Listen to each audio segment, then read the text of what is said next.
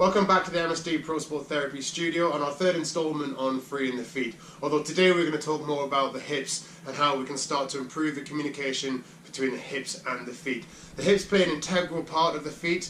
The way or the amount of hip stability that you've got will work directly with the feet to create balance, to help generate ground force, to produce power, to produce rotational movements.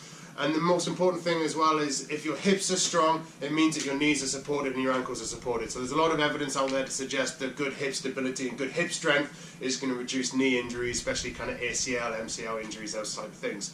So to get started, the first thing is to be able to sit down, hands behind you on the floor, feet nice and wide, planted firmly on the ground.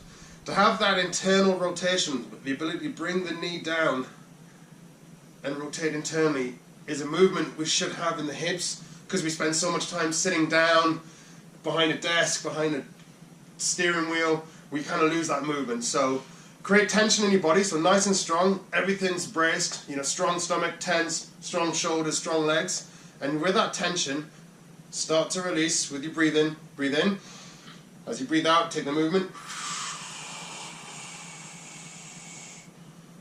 and start to rotate that knee, keeping your left foot flat on the floor and taking that right knee down to the ground. You're controlling the movement the whole time. There's no rushing. There's no springing back. It's controlled the entire time. So being able to move down, you might not get the knee all the way down to the ground to begin. You might only get it halfway. But the thing is, you're moving with tension and you're moving with intent. So it's having that movement to go down. This is the first exercise. If you find this quite easy, you can make it a little bit harder by just lifting the bum off the ground by 1 inch and then taking yourself through that movement again. Again, creating tension in the body, nice and strong, and rotating through.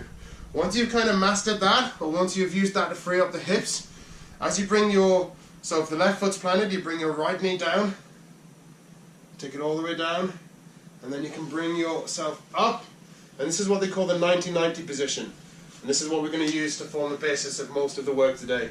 So if you imagine your hip, your leg's going to come straight out at 90 degrees, so everything's working perpendicular, and everything's at that 90-degree point here. Now, can you hold yourself up straight? Can you hold yourself upright? So in that position there, can you hold the 90-90?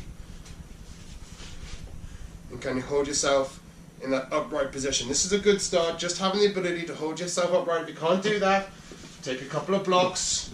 If you haven't got a couple of blocks, couple of books from your bookcase, and it gives you something to push down on to help getting you in that position there. So you're nice and upright.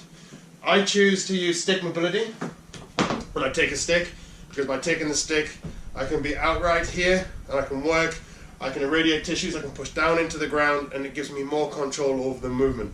So from this position here, in your 90-90, it's then creating that internal and external movement. So just for the ease, so you can see a little bit better, I'll come at a different angle. So at that 90 degrees here, I'm out to the side, I'm upright, I'm creating tension in the body, the fist is clenched, everything is strong. And what I'm going to do is I'm going to rotate this leg around, so I'm going to have an internal rotation of the hip to lift this ankle off the ground. Now if you can't do this, there are ways and means of doing it as well. You can take a second stick, for instance, and you can lever this system.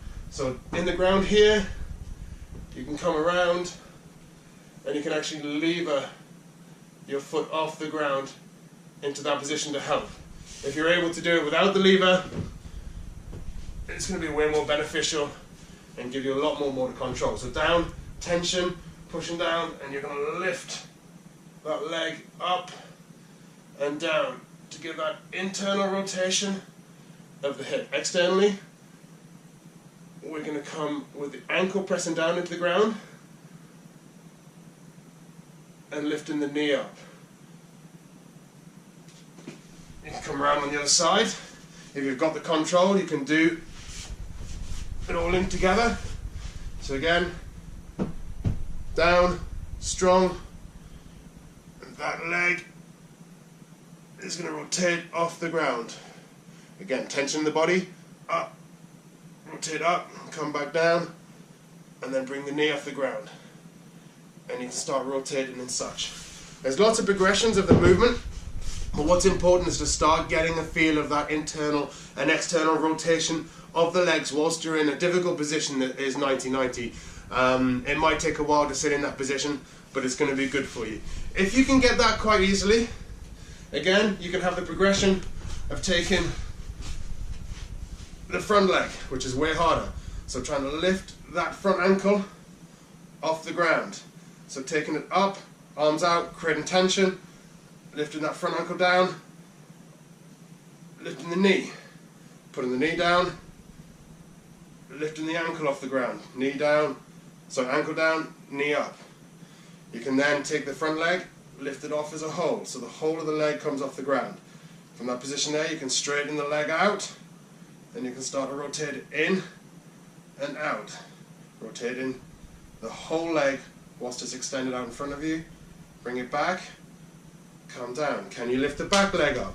So can you lift the whole of the back leg? So again, creating tension, boom, pushing down into the ground, irradiating the tissues with the stick. Can you lift that entire leg off the ground? Can you lift it up and bring it all the way around to the front? Back here. Take it all the way back.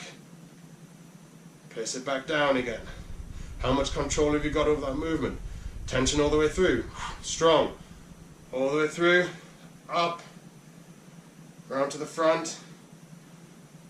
And back down. Can you take from this position here? Take the stick.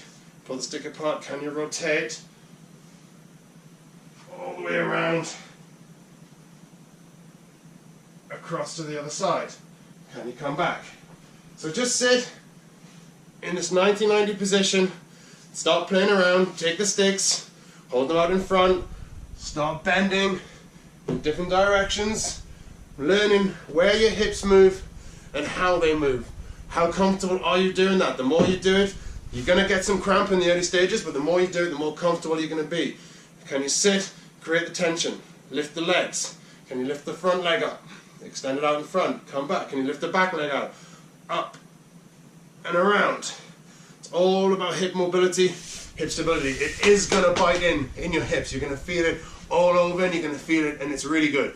The more you do this, the more control you have, the more mobility you're going to start to build in your hips. As the central nervous system becomes more confident that you're creating strength in the hips and you're creating strength through the movement, the more ability you are to hold that strength through all of your rotations. You take that into a sporting aspect, whether it be surfing, skateboarding, football, sprinting, basketball, everything is working through the hips.